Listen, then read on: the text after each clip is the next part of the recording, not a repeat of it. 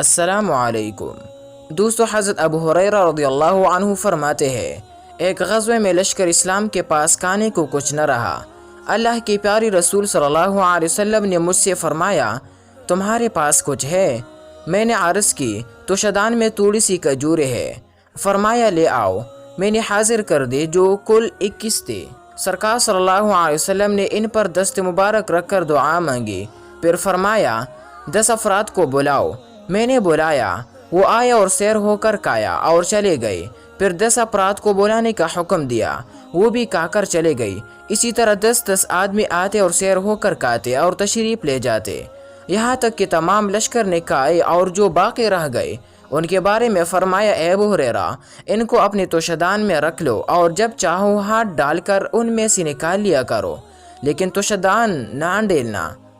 حضرت ابو ہریرہ رضی اللہ عنہ فرماتے ہیں دوستو کہ میں حضور سرور کائنات صلی اللہ علیہ وسلم کے ظاہری حیات مبارکہ کے زمانے میں اور حضرت ابو بکر صدیق اور حضرت عمر فاروق اعظم اور حضرت عثمان غنی رضوان اللہ عنہم کے عہد خلافت تک انہی کھجوروں سے کھاتا رہا اور خرچ کرتا رہا۔